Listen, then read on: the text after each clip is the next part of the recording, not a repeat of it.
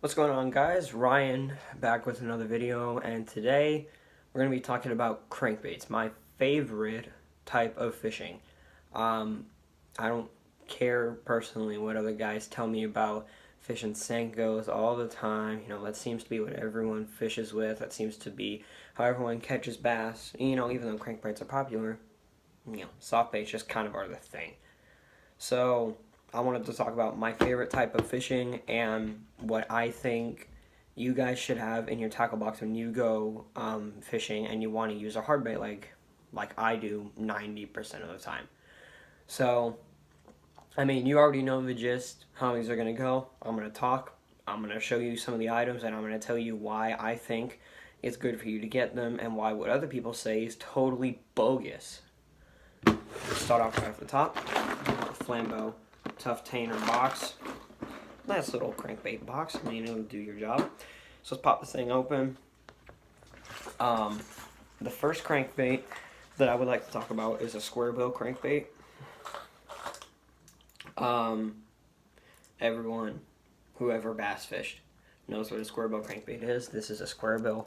This is a, I think you can identify what kind of square bill this is just by looking at it. This is a Strike King KVD 2.5 square bill crankbait, and they come in the 1 point size, and I actually think they're coming out with a 1 size, so they come out with some smaller size crankbaits. This is just in a natural brim color. It's really good for fishing ponds, especially during the post spawn when the bass, they just laid all their eggs and they're kind of hungry and they're guarding their fry. Right, these bluegill and natural brim crankbaits do the job, and they do it dirty. These crankbaits get demolished. Let's talk about square bills. So if you don't know what they do, it's really basic. They swim like this, right? They kick. They got this nice kicking action in the back, and they go down like this so that when you hit a tree, right, they kind of skirt over the tree like that and then just keep on moving, or they'll bounce up against a rock and then go this way. Just standard square bill type deal. One thing I do need to mention for all of these baits, no matter what kind of bait you're fishing, no matter if it's a $25 jerk bait like a mega bass, change the hooks out, okay? Right here, wait, okay, whatever, it's not focusing. So right here, these are the treble hooks that I replaced. So these are the, what are they called? I can't remember the name of them. I probably will in like 5 seconds though. These are the treble hooks that I put onto this crankbait to replace the ones that Strike King originally put on their crankbait. Yeah, there you go. 5 seconds. These are the VMC square bill crankbait hooks. These hooks are hella sharp and they do not bend out.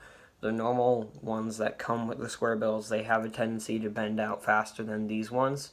So if you ever have the opportunity to buy extra crankbait hooks, do it, because you're going to catch so many more fish than if you just use these crankbait hooks. I guarantee you, you're not going to be disappointed with the extra buy.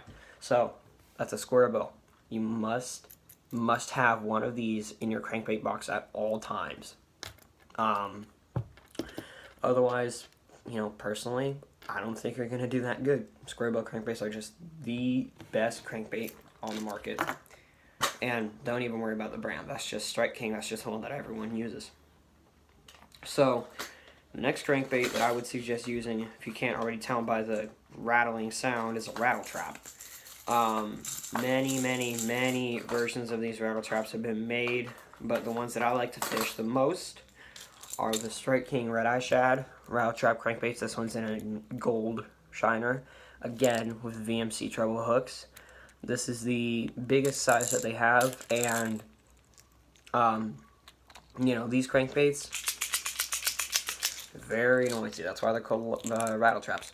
So these crankbaits work very well during the during the fall, like the fall to winter transition, and during the winter to post spawn transition, like when the bass are just starting to wake up and when the shad are starting to die. That's when these crankbaits do their best. You can catch fish with red eye shad all year long, but if you aren't throwing one of these during the fall, then there's something a little messed up in your mind, because these crankbaits always catch fish.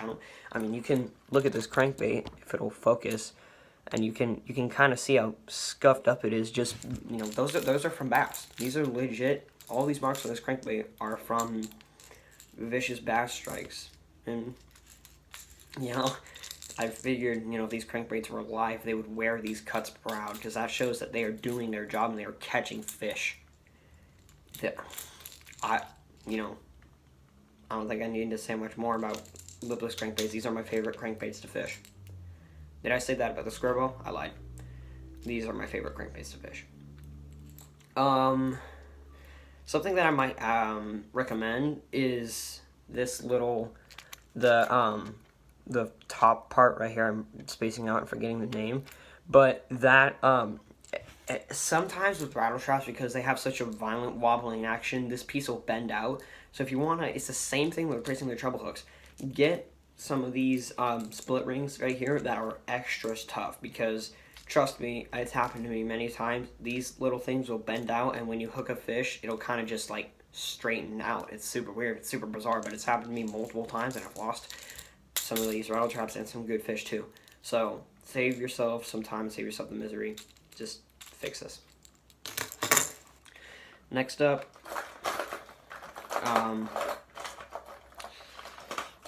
we got deep divers. You know, same action as a square bow, it goes deeper. This is a rapala scatter wrap. It's got this weird bill right here, and it kind of just, you know, it does its thing and it catches bass. This is for when you're fishing deeper lakes and the bass are down low, you know, maybe during the summer days when they're looking for a way to escape the sun. These are great baits. I'm not even going to say much more about them, because I'm pretty sure most of you guys aren't going to know how to fish them, but get some of these crankbaits.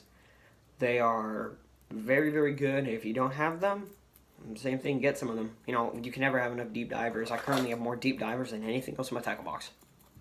So, there you go. Deep diving crankbait. Always catch bass. I got 3, so I can do 2 more. Oh, God, this is a mess. Okay, I'm just going to grab this one. Or not. Okay, well, you know the deal with jerkbaits. You know, this one right here, this little guy, he's my favorite jerkbait. Caught a lot of bass on those jerkbaits, and many of my biggest bass on hard baits have come off these jerkbaits during the fall when the bass are suspending, and when the water's getting colder, so they're starting to move slow. You know, they're starting to get deeper down into the water column. Pretty sure most of you guys know how to fish a jerkbait. Cast it out there, give it a couple of twitches, let it sit if it's a suspending jerkbait. You know, some guys, I've even seen them just straight, you know, retrieve a jerkbait and it catches bass. So, try not to waste much of your time. There's all those crankbaits. And then the next one, I think you need to have is a, you know, this is the most expensive hard bait out of all of them. And that is a whopper plopper. Whopper ploppers will always catch bass, and I feel like, personally, if you know how to do it, you can imitate every kind of hard bait that's a topwater bait out there on the market. If you twitch it violently, it will move to the side a little bit, so you can kind of walk it. And this bait right here creates a lot of disturbance, so it's like a popper. You know, I feel like you can always fish this when the bass are biting poppers and catch as many bass, if not more.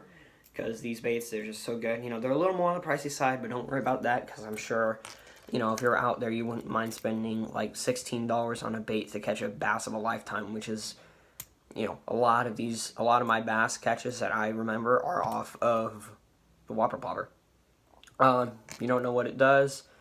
This little tail bit right here, it spins around like this in the water very violently, and it causes a lot of bubbles. It causes a lot of commotion, and bass just go nuts. The best color, they come in some pretty weird looking colors, but the best color is the loon. Don't worry about the, you know, the weird color. This is all you need to care about. This black bottom right here, whenever you're fishing topwater, either go black or natural. Those are the colors that everyone says works, and they're right. That's pretty much it, guys. So if you were taking notes, I hope you go out and get some of these crankbaits the next time you plan to go bass fishing, or the next time you have a Cabela's card. I guarantee you that these baits are not going to disappoint you, especially if you do a little more research and figure out how and when to fish them. I'm going to do a different video about what kind of rod and reel to use when fishing each of these baits. Hope you all enjoyed. I'll see you in the next one.